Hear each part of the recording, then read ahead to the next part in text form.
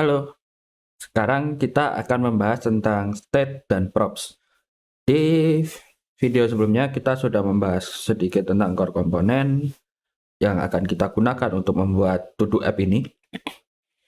Nah, ini sudah disiapkan ya. Ini sudah ada input text, di sini sudah ada list, sini sudah ada.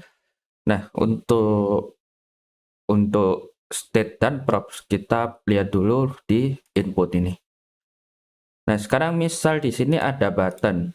Di sini ada inputnya ya. Kita kasih dulu untuk buttonnya teks di dalamnya ya. Oke.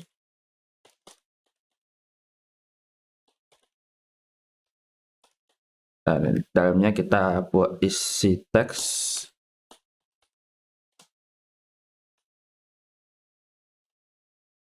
Nah, begini cara kita mengisi teksnya. Nah, kalau mau ditengahkan tuh bisa dengan seperti ini. Kita justify content center. Nah, kalau sudah tengah itu button teks akan saya bikin ininya sendiri.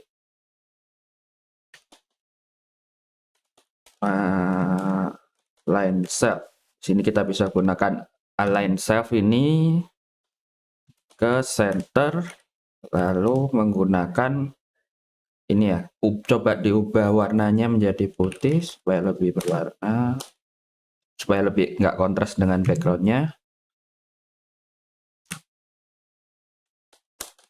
Nah, di sini selanjutnya font size-nya ya, font size dibesarkan sedikit, 20 mungkin. Nah, kita tambahkan di teks ini style.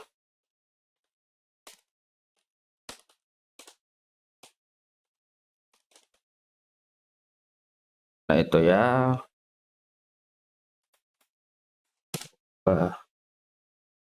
Ininya border. Kita atur-atur sedikit, main-mainkan sedikit biar lebih enak dilihat.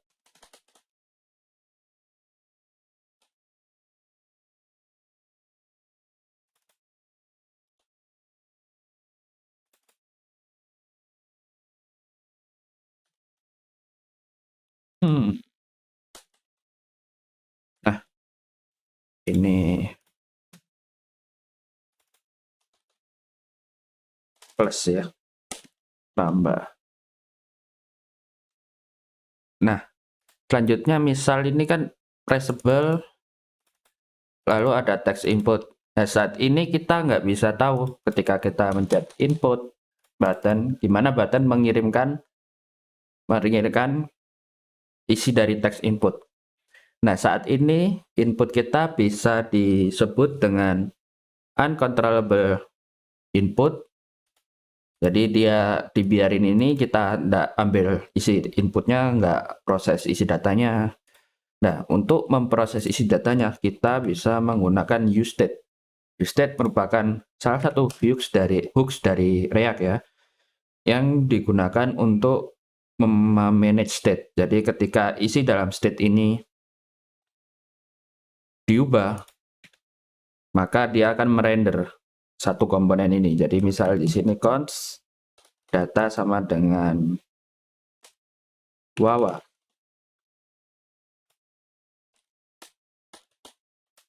Temper dulu Wawa gini ya. Misal di sini ketika diklik Wawanya coba untuk berubah gitu. Itu tidak akan bisa. Jadi misal di sini value-nya bisa dengan mengakses property value diisi data. Jadi data awalnya. Nah, ini nggak akan bisa diganti kan. Nah, kalau misal di sini bisa menggunakan mendeteksi perubahan teks dengan on change text. Nah, mengakses datanya gimana? Adalah dengan begini.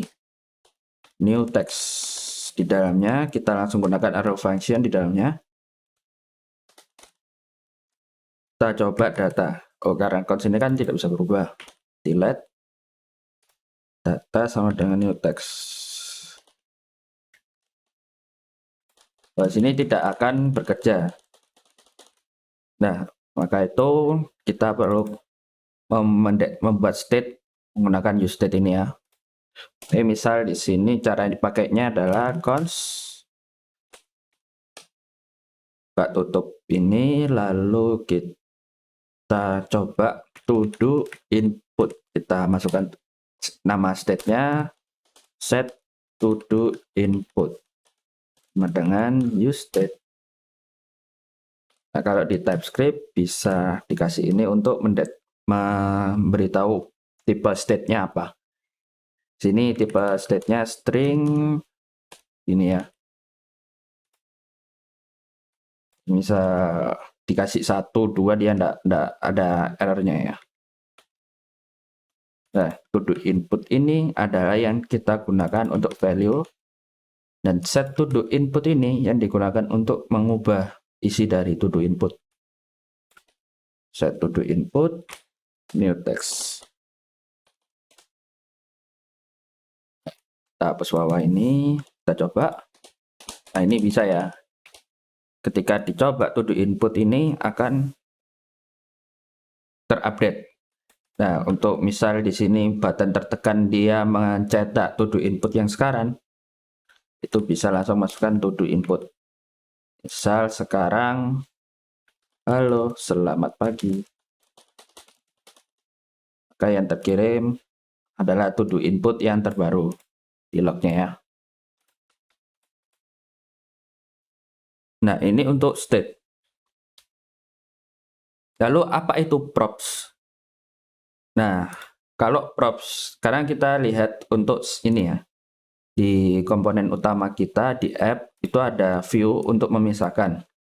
Nah, sekarang saya mau dia bikin komponen sendiri. Nggak mau saya jadikan satu di sini. Nah, caranya bisa di ini kita buat lagi ya, new file, nama filenya spacer. Nah, kita import dulu React, lalu kita gunakan interface untuk mendefinisikan isi dari props. Nah, isi dari props yang akan dikirim ini kan saya akan buat ada spacernya. Ini number ya. Untuk di stylenya ini isinya number. Nah, ini saya buat spacer props. Ada interface property daripada spacer. Maksudnya seperti itu. Ini kita buat komponennya spacer t2 react.functional component spacer props. Nah, di sini arrow functionnya kita export default spacer. Nah, kita definisikan di sini range ya untuk properti yang dikirim. Misal dia number ya, number. Nah, dia kalau seperti dibuat seperti ini, kita return view-nya.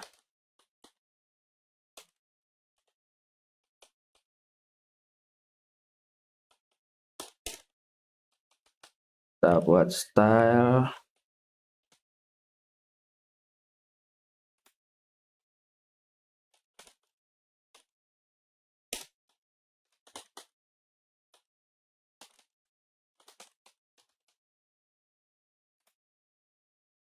Stylenya kita khusus untuk spacer ini boleh inline ya. Penambahan pengecualiannya nanti bisa langsung dari VS Code-nya. Ini kita isi margin bottom. Margin bottom sesuai dengan isi range. Nah, untuk mengakses props-nya kita buka sini range. Nah, di sini kita coba buat di sini ya.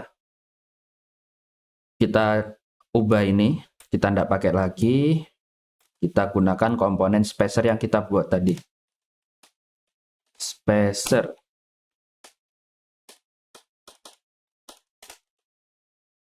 Nah, dia akan error karena dia meminta isi ring. Nah, sini mau coba saya atur isi ringnya boleh kosong, tapi dia punya default value. Jadi misal kalau ringnya kosong, ini saya akan menggunakan ternary. Kalau ringnya kosong atau tidak ada isinya, maka akan diisi ya defaultnya berapa 10 seperti ini. Nah, ini bisa di disable khusus untuk line ini saja. Nah, jadi kalau ringnya ada isinya dia mengisi ring, kalau nggak ada isinya diisi 10, jadi defaultnya 10 gitu ya. Jadi sudah ada error dari sininya.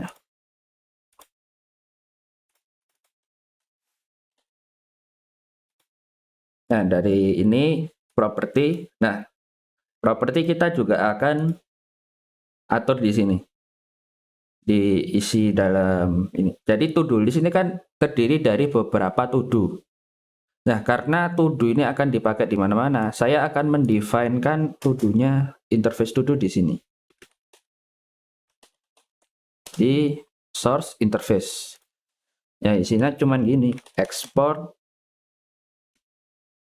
interface to do yang isinya adalah nama dari to do kita. Namanya string, menggunakan string, lalu tambahkan ID untuk identifier-nya. Nah, seperti ini nanti kita bisa import itu ini dari manapun. Jadi misal di sini saya ada to do input, ada to do list ini ya. Nah, itu to do list ini dalamnya saya mau kasih array dari to do. To do itu isinya objek yang ada name sama ID-nya. Nah, berarti to do list ini kan menerima properti itu. Nah, itu saya buat seperti ini. To do's yang tipe datanya to do. Ini ya, di import dari interface. Nah, nanti untuk mengaksesnya bisa langsung di to do's. Nah, sekarang tinggal kita mapping listnya di scroll view. Cara mapping listnya itu bisa menggunakan fungsi map daripada TypeScript atau originalnya JavaScript. Kita buka kurung-kurung gini. Nah, ini spesialnya CSX, kita bisa langsung kasih logic di antara generasi yang untuk generate UI ini ya, maksudnya to do's dot map. Nah, ini masih tidak bisa di map. Kenapa? Karena di sini belum dikasih array. Belum dikasih lambang array-nya. Jadi ini maksudnya dia terdiri dari beberapa to do. Nah, sekarang kalau sudah dikasih ini kan bisa di itu. Mapnya sudah tidak error lagi. Ini bisa dibuat seperti ini. Nah, dia akan error karena sekarang properti to do-nya masih belum diisi dari sini. Nah, maka di sini saya akan simpan semua state-nya ada di tempat ini. Di tempat awalnya ya. Di atas const list to do set list to do. Nah, di sini akan gunakan useState. Import di sini bisa atau menggunakan React.useState juga bisa.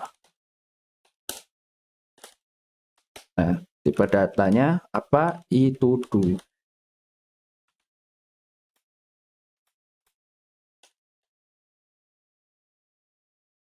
Nah, sekarang bisa dikirim list to do's-nya di sini. List Kudus. Ya sudah, nggak bermasalah.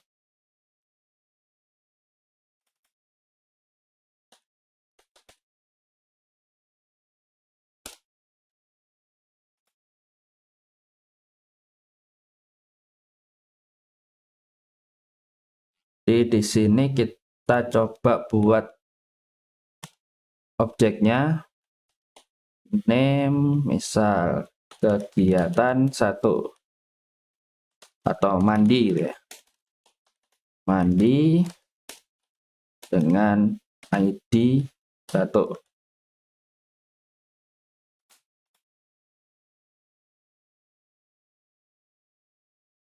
Oh iya, ini kelupaan ininya. Ya kan, Re. Ya, mandi, makan, belajar.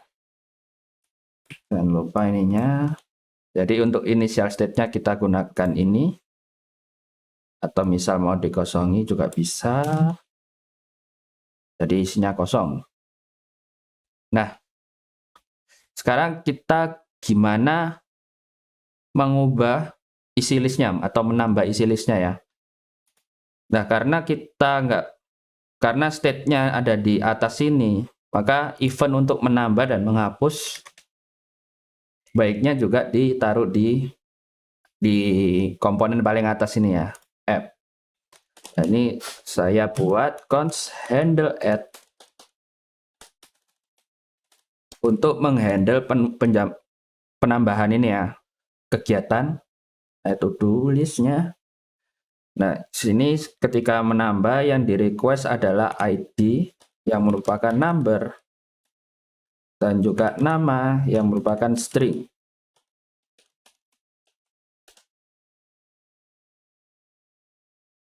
Nah, nanti kita set list to-do-nya. Nah, ini cara menambahkan ke list gimana? Jadi bukan buka kurung tutup kurung ini. Kita titik list to-dos, yang berarti dia mengambil semua objek yang di dalam array list to-dos. Nah, lalu ditambahkan dengan objek yang sekarang. Objek yang sekarang adalah ID dengan isi ID, name dengan isi name. Nah, seperti ini. Nah, lalu gimana kita passing event ini ke anaknya? Caranya adalah kita buka dulu komponen to do inputnya.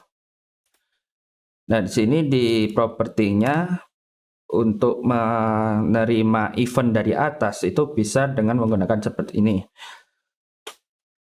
Handle add. Oh, add event ya. Add event. Bisa. Lalu di sini isi dari function dari handle add tadi kan ada ID sebagai number dan nama sebagai string. Lalu di sini ada ininya arrow untuk fungsinya apakah ada return atau tidak. Karena tidak ada, di sini void. Nah, setelah itu kita bisa langsung menggunakan add event itu di sini. Nah, nanti add event itu akan mengirimkan ID dan juga new text. Sorry, eventnya ada di press-nya. Di add event dengan mengirimkan ID yang mengirimkan ini ya. Sebentar kita lihat dulu. ID dulu baru nama ya. Oh ya.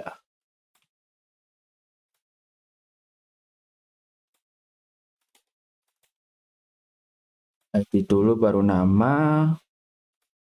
Nah, sini ID-nya diisi ID random. Nah, kita buat ID random di sini ya. Const ID random dengan menggunakan math.random. Ya, ini tidak begitu random, masih ada possible untuk menghasilkan nilai yang sama, tapi tidak apa-apa. untuk aplikasi ini saja. Lalu dengan namanya adalah to do input. Nah, sekarang kita passing eventnya dengan menggunakan ini add event. Kita kirim saja handle add-nya.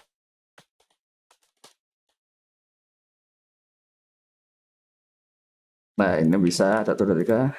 Nah, ini bisa ya. Nah, sekarang kita set propertinya di to-do list. Jadi di sini sudah ada to-dos. Nah, ini belum dikasih teksnya apa ya.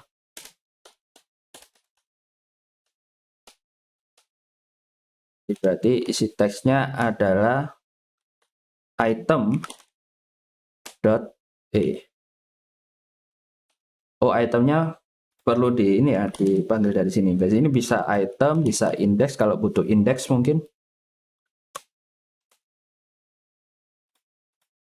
Nah, itu bisa menggunakan ini item.name. Nah, ini ya terbuat ya. Nah, karena ini di to-dos kita juga perlu memberikan dia key.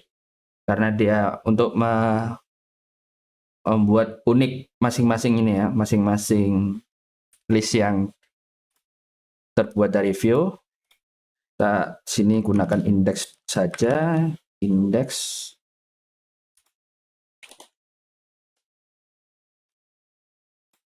seperti ini agar lebih meyakinkan. Ditambah index strip item.id ya.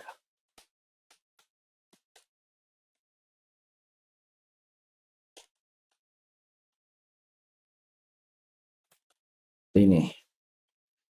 Nah, ini sudah button tertekan ini kita akan ubah nanti ya. Kita hapus delete event.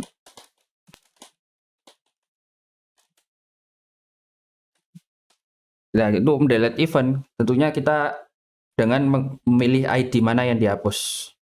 Maka inputnya ada hanya ID number dengan void. Kita belum buat fungsinya di tadi, tapi tidak apa-apa, disiapkan dulu di sini. Delete event dengan mengirimkan ID.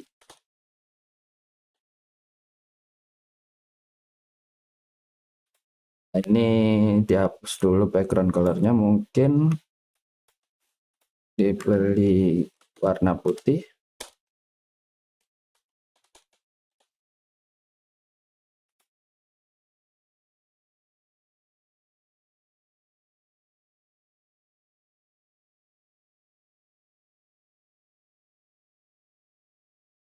Nah, ini sudah. Sekarang kita belum tambahkan handle delete-nya. Const handle delete.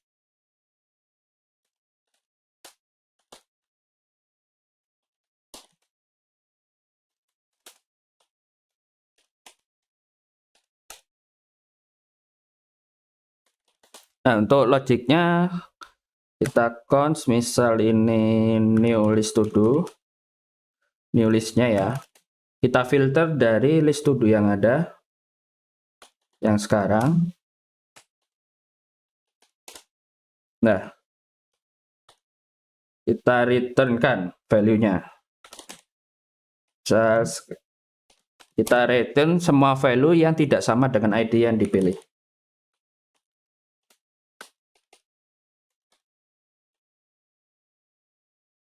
Nah, lalu kita set list to do ke new list yang baru. Nah, sekarang kita kirim delete event-nya.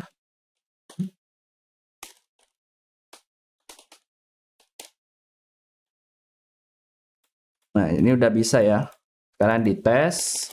1, 2, 3, sisa 1, 3, sisa 1. Nah, dikasih to do list sudah. Kalau ada pertanyaan, sampaikan saja di kolom komentar atau langsung hubungi saya.